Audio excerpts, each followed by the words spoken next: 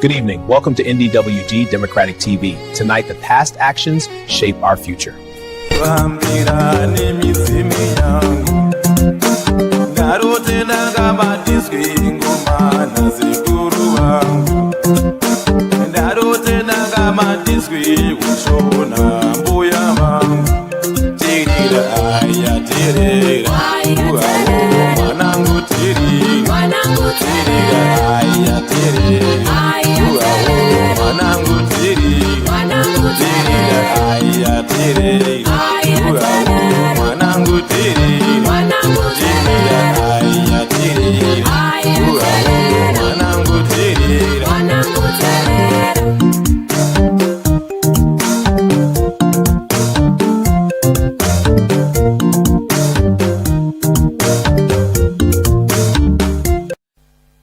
Manheru akanaka vana veZimbabwe, tinosangana zvakare padare ramhizha patinotaura nyaya dzakasiyana siyana dzinoitika munyika medu, dzinosanganisira nyaya dzetsika dzedu sevana veZimbabwe, nyaya dzezvematongerwo enyika, uye tinotaurawo nyaya dzeutano hwedu savanhu, uye tinobatawo nhau dzinoitika kumatunhu akasiyana siyana epasi rose, tichibatsirana navadare vedu vanouya padare ramhizha nguva nenguva. Saka regai nditore mukana uno kuti ndisangane navadare vedu vatiinavo nhasi. Good evening and welcome again to Champions Network TV, proudly broadcasting in collaboration with Mbire TV. I am your host, Mija, and tonight we are discussing digital revolution, how technology is transforming health and social care across the globe. This is a live program, so we would love to hear from you. Share your comments and your questions in the live chat, or send us a WhatsApp message using this number that is shown on the screen. If you enjoy our content, please like, share, and subscribe to Champions Network TV. So let me introduce our guest for tonight. Our first guest is Samyam Islam, a specialist occupational therapist with 20 years experience across acute hospitals, community services, and rehabilitation settings. Throughout her career, she has been passionate about empowering people to live as independent as possible and improving their well-being, overall quality of life. Her experience includes assessing individuals' needs, providing specialist equipment, and recommending both major and minor home adaptation to support safe and independent living.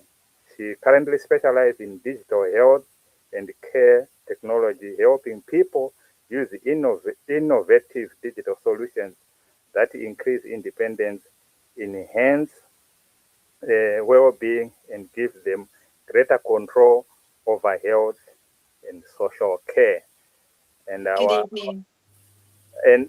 our next guest is none other than Vicky Wang, a service designer with extensive experience in designing innovative public services that improve people's lives. Vicky currently leads the design of the digital health and the care technology services, bringing together local councils, the NHS in UK, and technology partners to develop solutions that help people live more independently in their own homes. Her career spans design consultants, health technology, and logistics, with professional experience across the United Kingdom, China, and Singapore. This diverse international background gives her a unique perspective on how digital innovation can transform health and social care systems. Please join me in welcoming Vicky and Sam. So, Vicky and Sam, welcome to Champions Network TV, Thank you. collaborating with Mbire TV. Maybe Sam, just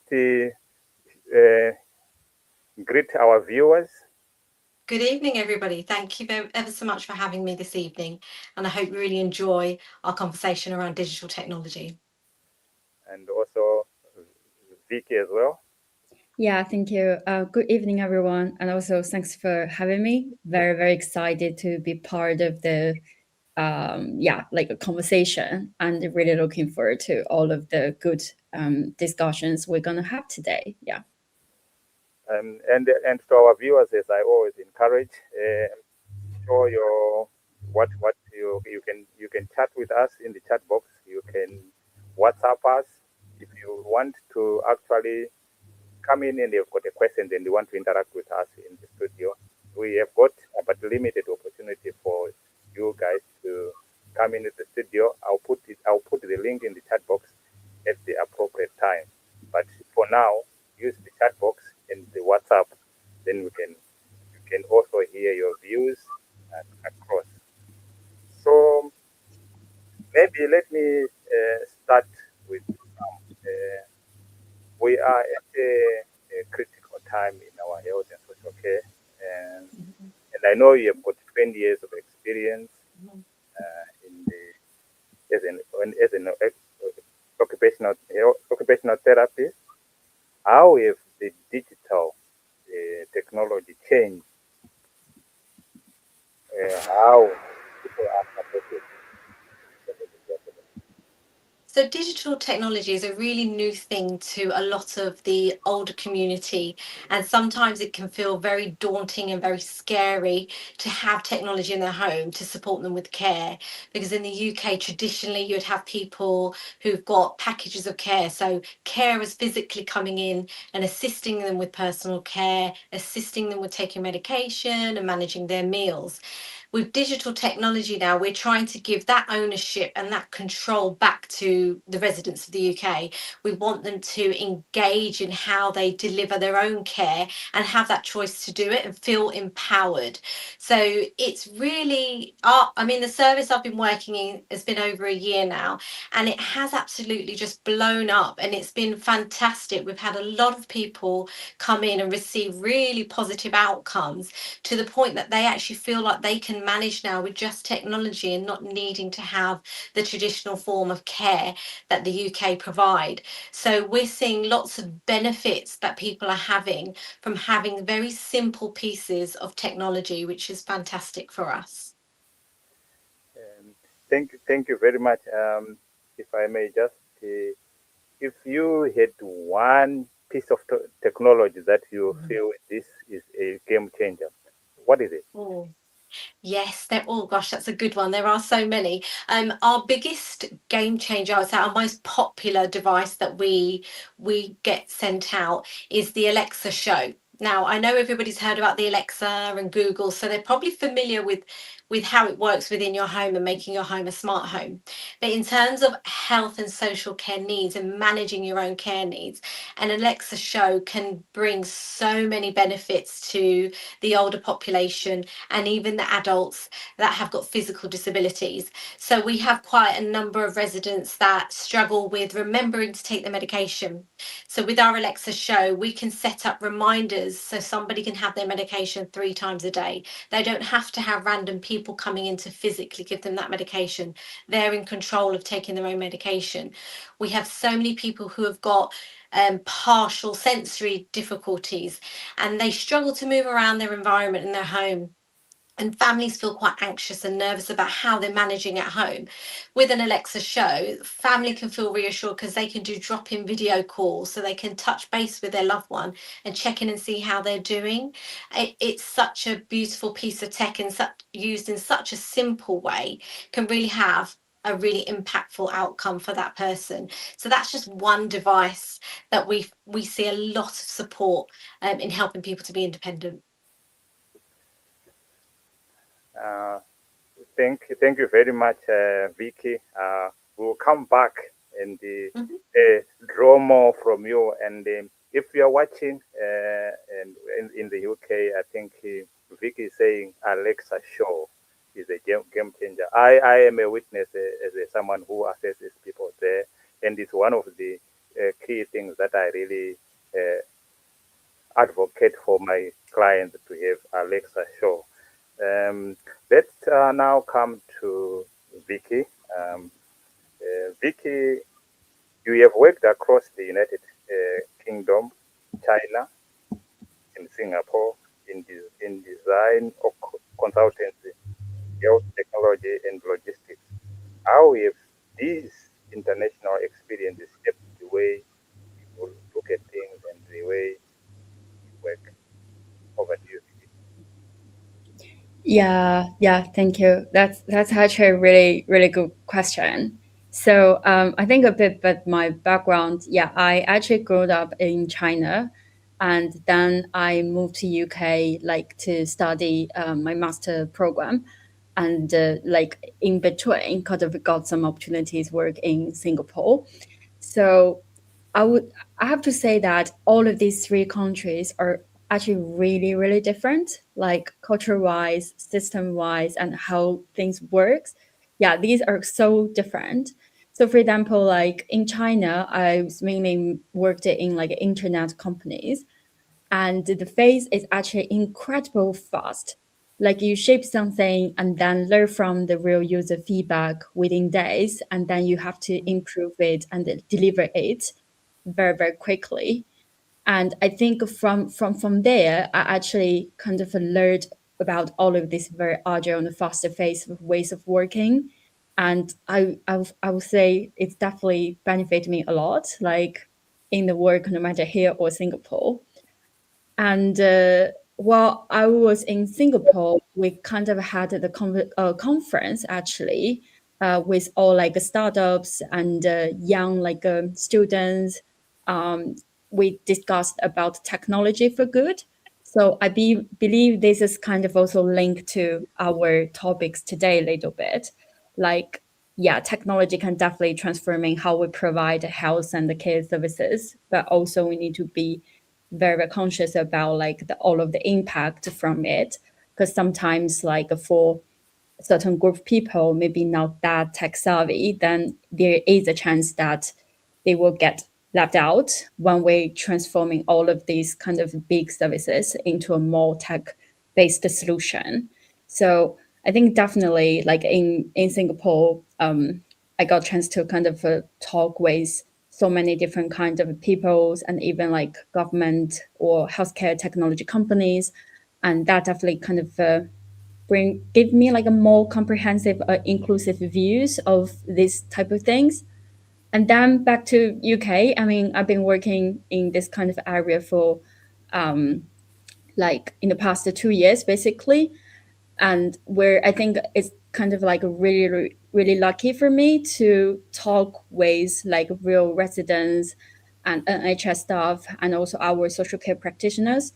So that actually helped me to build the very like a grounded understanding about what people actually need about health and care like technologies, because I feel sometimes it's never about the technology itself. It's actually like how we use it, how we embed it into the daily service, and how do we ensure that it kind of covers the most of people's needs and improve the service like accessibility as well.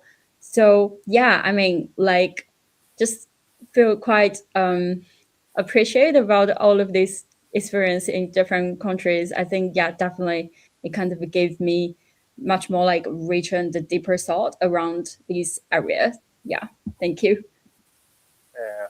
Thank you very much. Let me try to stretch your imagination a little bit. Let's say in one of our viewers there is someone in the developing countries and is wondering how can technology help them in their own space where maybe there's not much infrastructure in place. And is there anything that you can tell that viewer? Yeah, of course. Yeah, I mean, I would say definitely like the infrastructure kind of is like a foundation of most of like the technologies.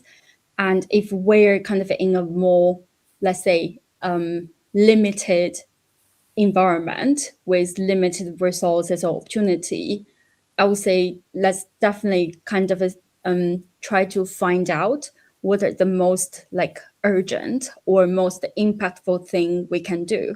And also, I feel like for technology based health and care solutions, sometimes it doesn't mean like a very, very high tech.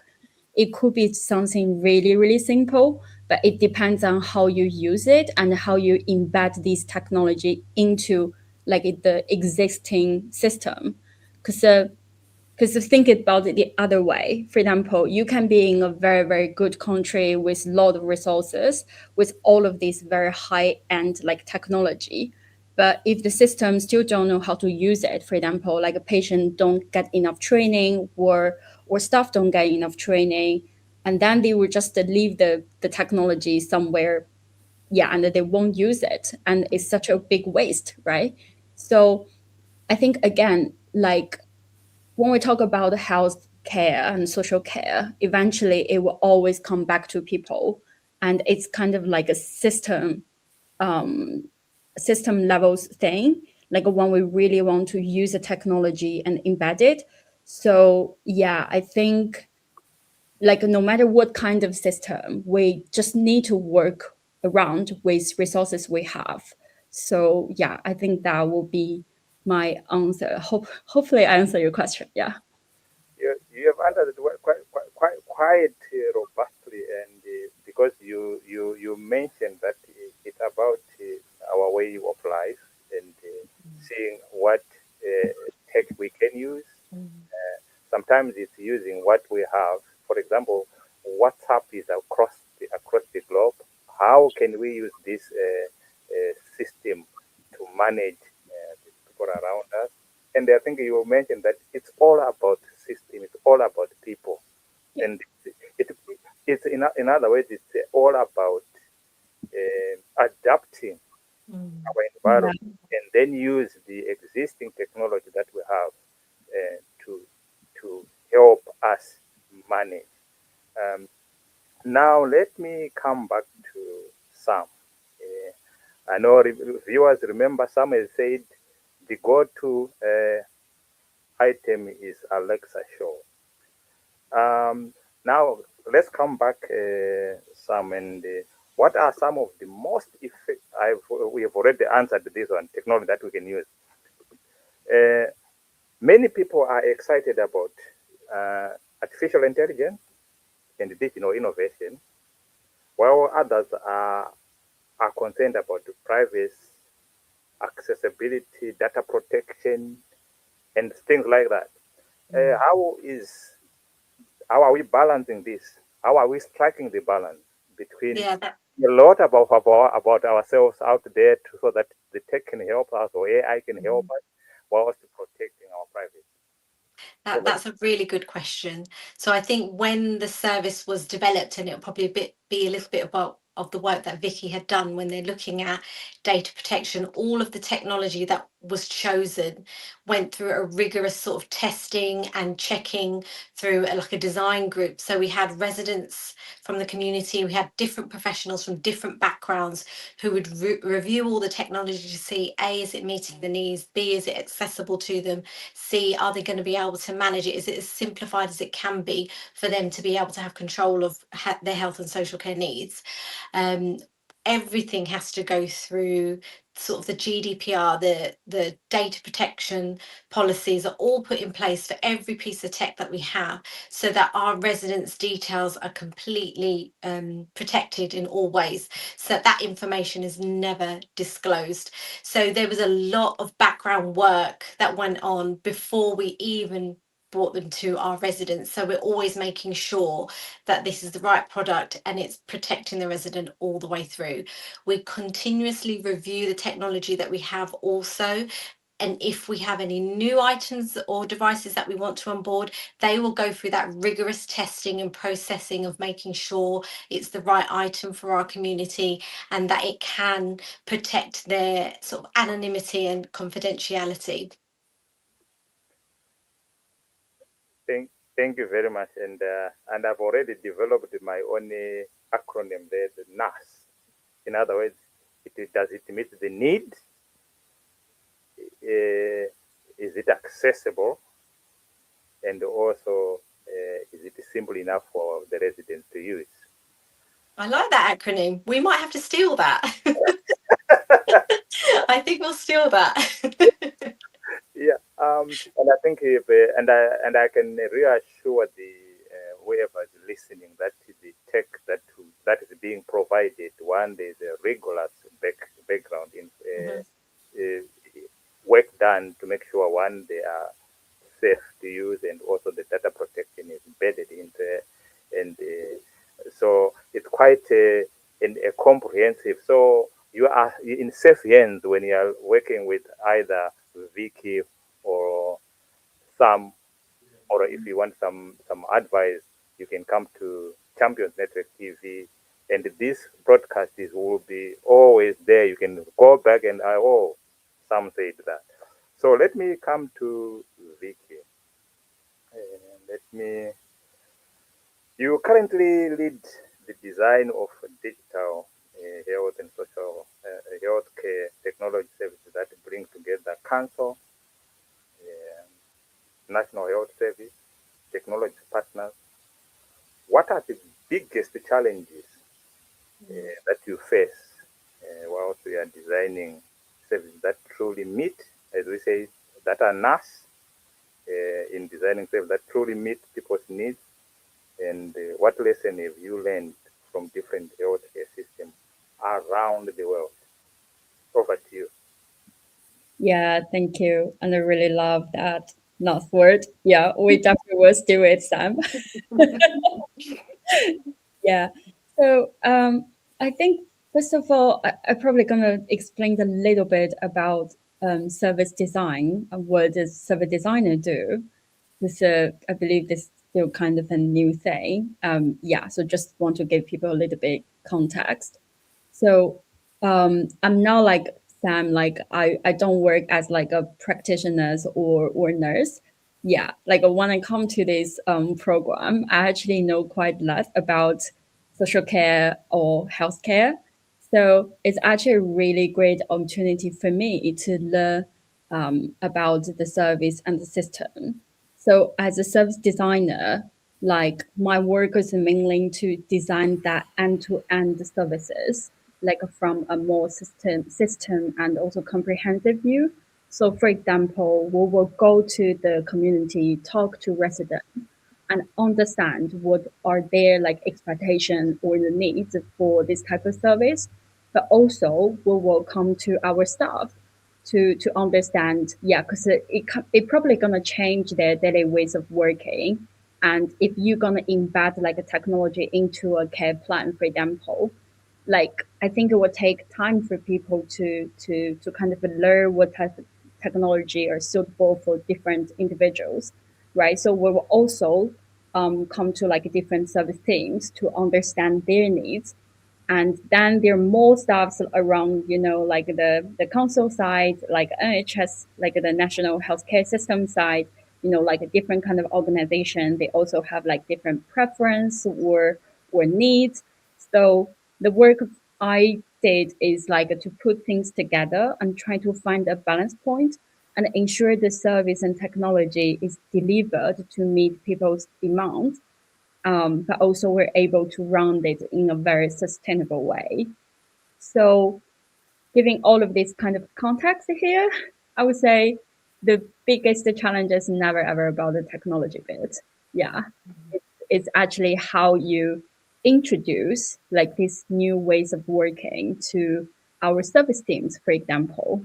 Like previously, they probably, oh yeah, just to follow the traditional way to make a care plan. But now they kind of need to think, oh, which kind of technology are actually available for my like patients or residents. And each one are so different with different needs.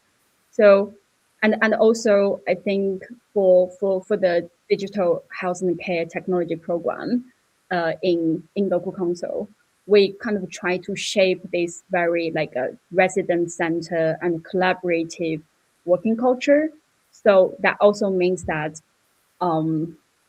like the big challenge is how do you shape this type of culture with all of different teams and then make it stay in within the organization itself.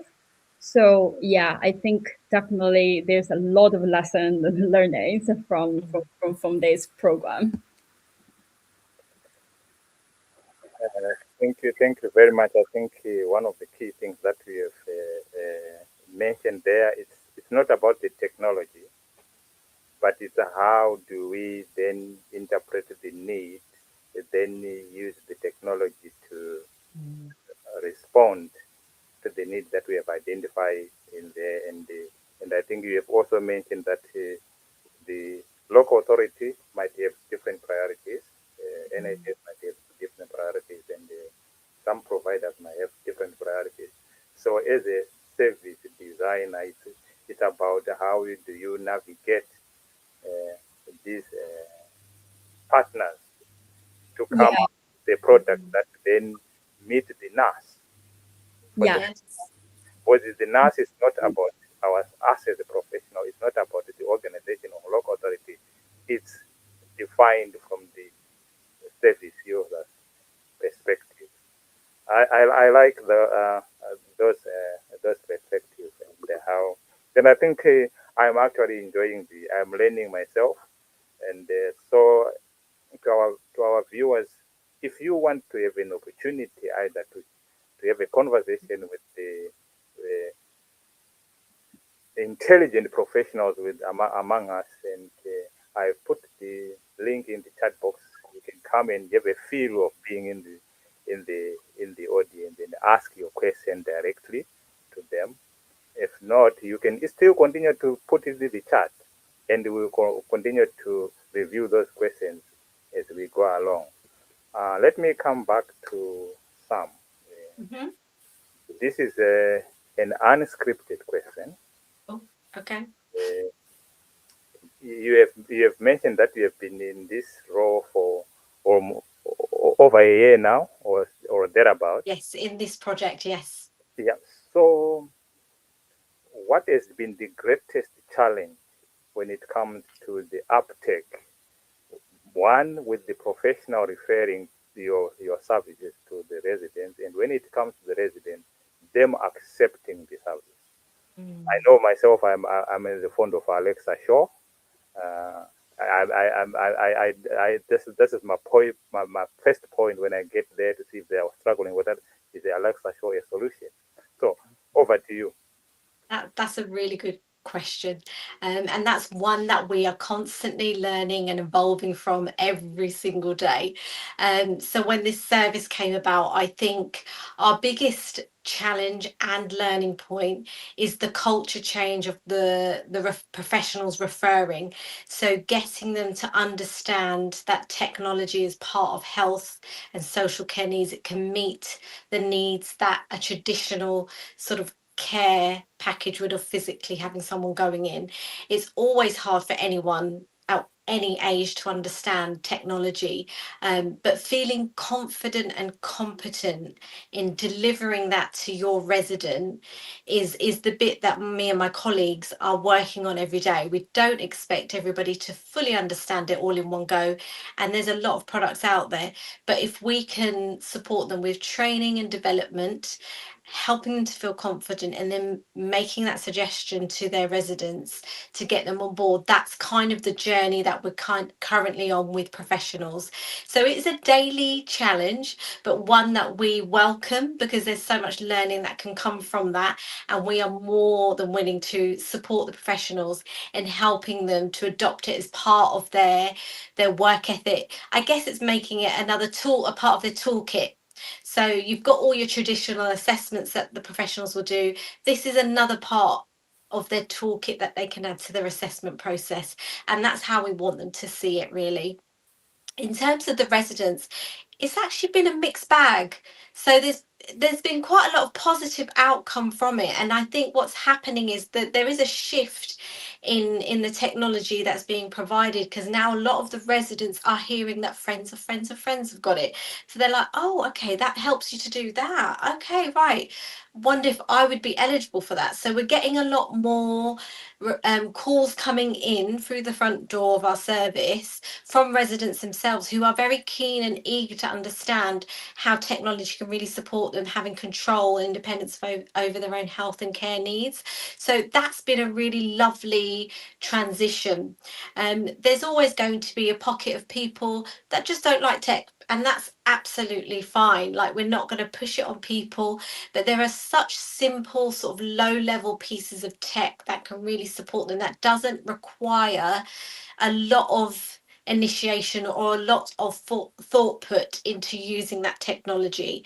For example, we have a very simple device called a press me button, and it's exactly what it says on the tin. It's just a button that you press and it connects it to their loved one. So if they're home alone, they're feeling anxious or they need support, we can have a command on that button. They just press that and it goes to their loved one, like a text message that you'd see on your WhatsApp, just to say your loved one's trying to communicate with you. They may be saying, I need a cup of tea, or I'm feeling happy, or I'm feeling sad. That's the most simplest piece of tech that we have. So it's not super complicated. And so I think that's probably why we've had a lot of uptake of people really adopting the technology. But we do understand the daily challenge of helping people to support and helping them to understand that technology can support them with their care needs.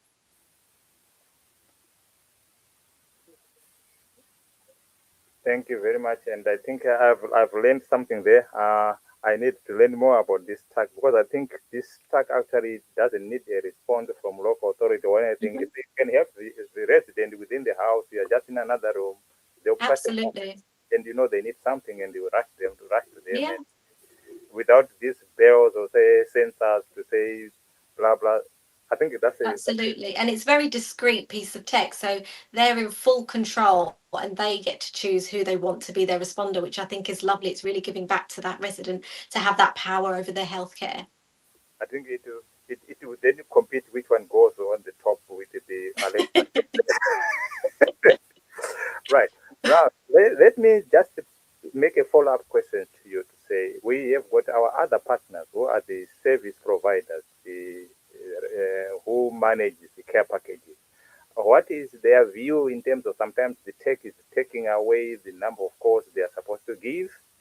So maybe someone needed 4 calls a day because they just need 1 or 2. What is there? How are their cooperation in terms of actually sometimes they may need some evidence to say whether this tech Yeah.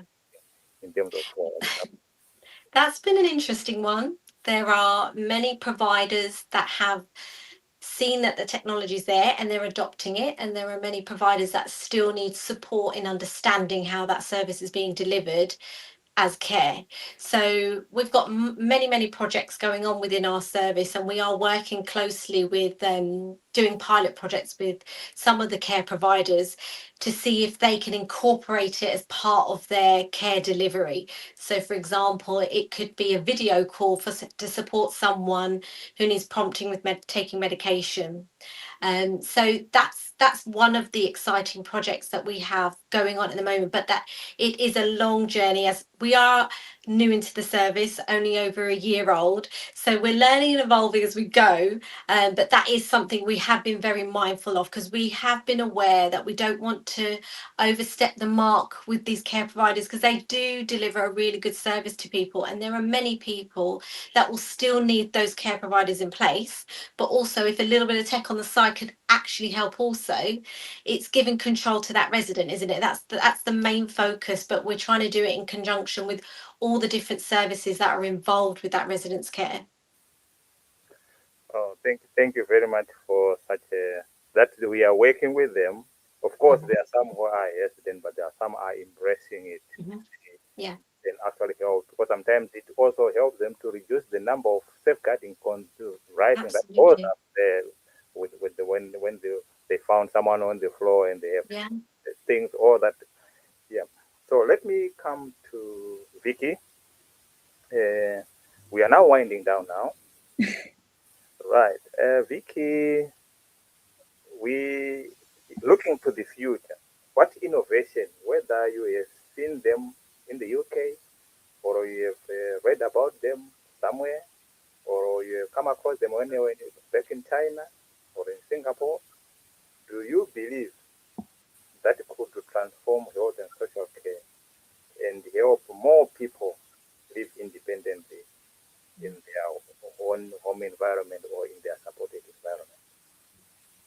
Yeah, thank you. Really, really love this question, actually. I guess I will probably say something boring, and you probably can guess the answer already. I would mention about like the passive monitoring, but also link it with AI. It's like the work we're kind of doing, we're trying to experimenting is a little bit similar to that, but probably not that advanced like within AI stuff. But the idea is to really make the technology application smooth for people. Because as Sam mentioned before, like not everyone's kind of feel confident or comfortable enough to use all of these technologies. And for a lot of devices nowadays, they will still require like a, you know, like kind of an interaction sort of thing. Like, oh, you need to measure your blood pressure, for example, or you need to take these or that readings, or you need to press the button, that kind of thing. And then for example, for some of the group that maybe not that familiar with digital technologies, they may feel quite anxious or nervous about this type of thing. So if we can provide a more kind of like a passive monitoring thing for people, and then with all of the data we collected, we use AI or any sort of other solution to monitor, okay, is there any like a early signed pattern? And then we probably can take more intervention or intervention work so that the people can live like more health and also more independently at home for a bit longer time. So I think this is something kind of like a future I'm actually very excited about and looking forward to. But I think on the other side, I'm also very, very conscious about like data privacy, for example. Yeah, like I think in any kind of like a technology related like a healthcare project, like data and the trust is always like a big topic. Like when we're excited about all of these probably like very smart or high-end solutions, we also need to be very, very conscious about how we collect people's data and use it. Because sometimes you don't want to over monitor that people or make them feel like I don't have any privacy, right? So yeah, I think this is kind of a balance in between. But I think for the near future, I'll be really, really excited to see if we're able to apply this kind of more predictable sort of solution and easy to use technology for people. We can make healthcare like even more accessible, and also perhaps reduce a lot of like potential hospital admissions, and then support people to live in a happy like life, basically. Yeah, that would be my answer. Oh, thank you very much. I like that linkage to say if we can have some passive monitoring so that we can predict the patterns of how people are living, then using that knowledge then to see how can we design appropriate technology and appropriate intervention to the residents. Let me come to Sam. Let me come to Sam, and Sam, this is now call to action. We have got the residents there who are anxious to embrace this technology.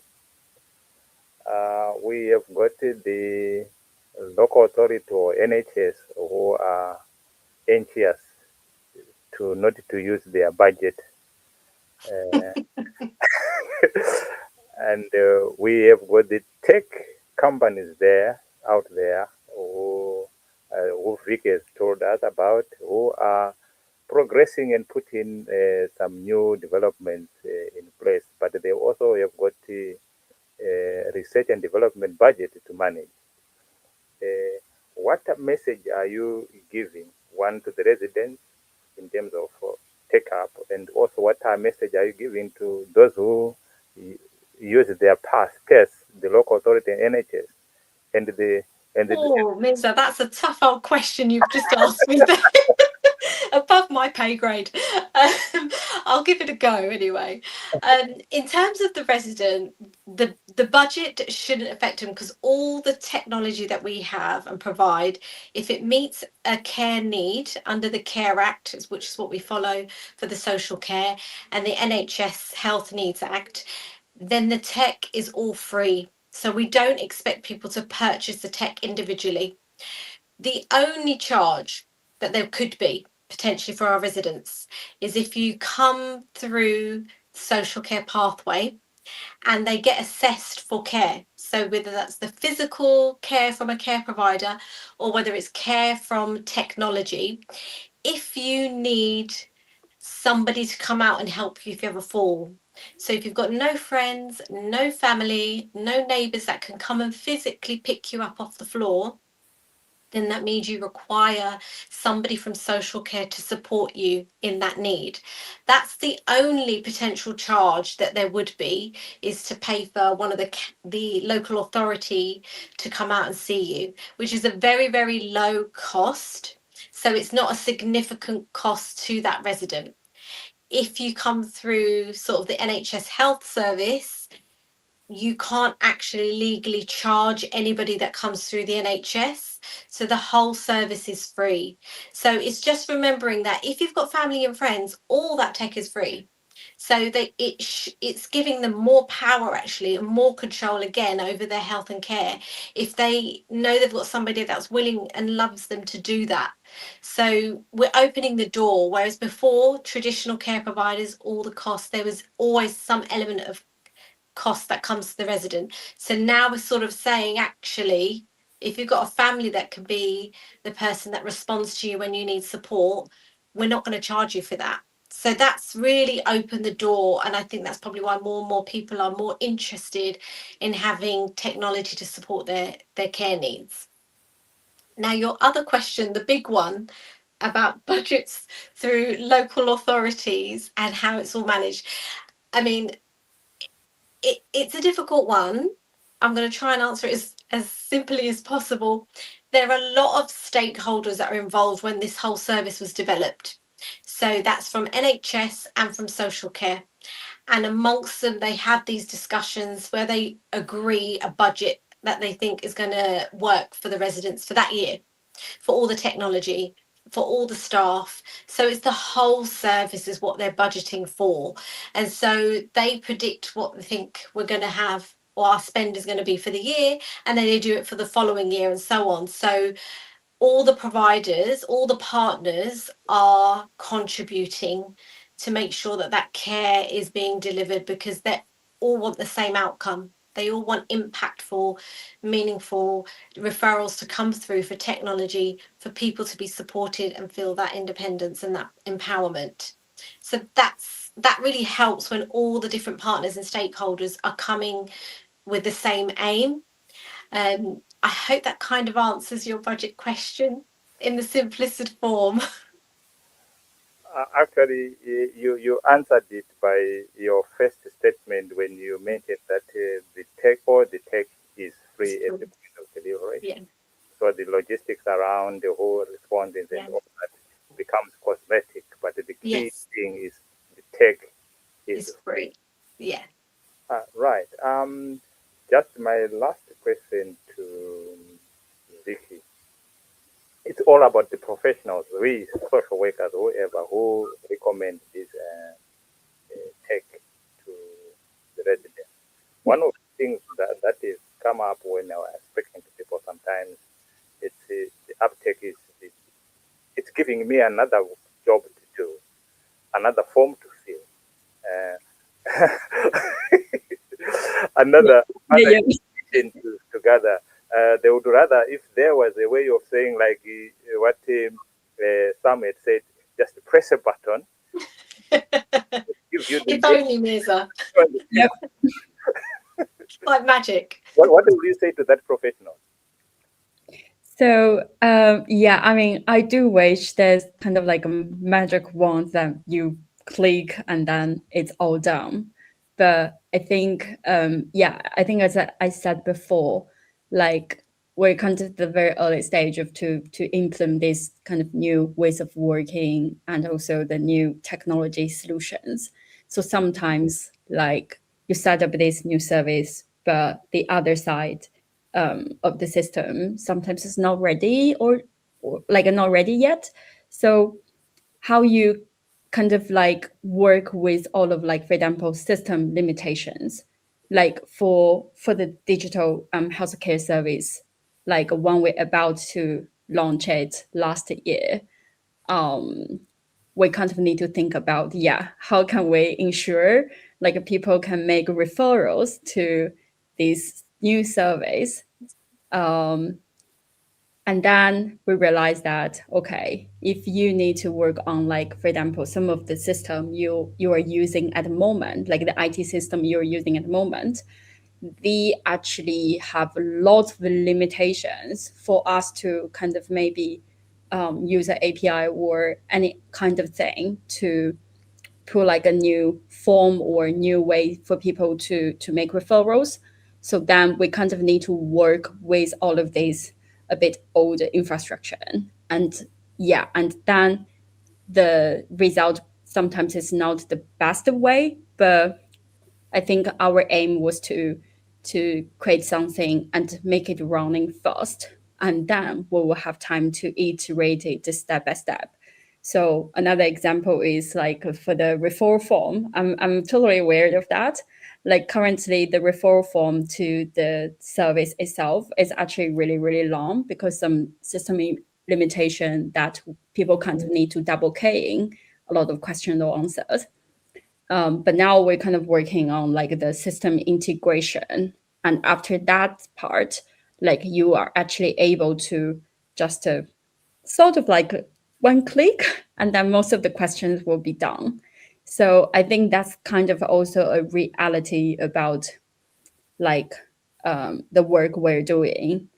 Yeah, like the technology part is good, but you also need to work around with the environment.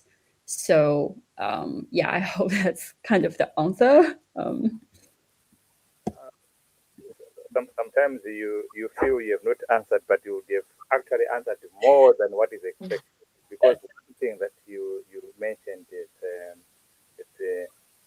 it's a work in progress. There is what they call in business on the other circles paralysis by perfection. If you want something to be perfect before you launch it, you will not go anywhere. Yeah, exactly. I think this is what we discussed last year before we make the service went live.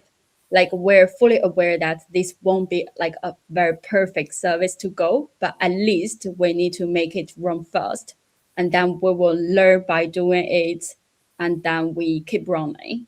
And even for like other kind of exciting projects we're doing at the moment, as I mentioned, like instead of just launch the service like officially, we're doing a very small scaled like test and learn sprint just to test if the service pass away data flow system gonna work together or not. So I think this is definitely kind of a working culture saying about the program itself, and I personally really like appreciate and love it. Thank you very much. Always when things are interesting, that's when the time ticks, isn't it? Absolutely. And I was just thinking to myself to say, how will it look like if we have got these people in the room, and we have got an added social worker or someone who refers to you in the room, and someone who uses the text in the room, and we have a conversation around how things are, and hopefully we'll be able to do that on another day. So let me just close the program, and I can't thank you enough, Sam and Vicky, for coming along. I know it's a courage when you come and talk. And we know when we talk on a podcast like this, we are potentially talking to more than 5 billion people. Yeah. And we have done very well. I can't Thank thank you. you enough. sharing your valuable insights and your experiences. And I also want to thank those who have managed to join us online. I know it is the first time. Sometimes you may be hesitant to say, how do I question? Which question do I ask? Sometimes it's your first time to know about this technology. You go and research, you go and Google. When you see us next time, there'll be a lot of questions there to say, oh, you said this on that day, you said this on that day. And thank you for who joined us live on Champions Network TV in collaboration with Mbire. We appreciate your questions, although we are going to get them. And then don't forget to share and like and subscribe to this broadcast. And as I said, this is just the beginning. We will continue to have this conversation. We have got experts in the room who are hiding their skills. Sometimes they were thinking they were not answering the question, while they were answering more than enough. So thank you. So until next time, I am your host, Mija. As always, I say keep learning, keep listening, and continue to engage. And wherever you are watching from us, I say either some say good morning and some good night and some good evening. So to Vicky and Sam, as I said, I can't thank you enough. Thank you. It's been a pleasure hosting you, and you've done fantastic. Thank you for having us. It's been lovely. Really, thanks for having us. Also, very enjoying like this podcast and discussion.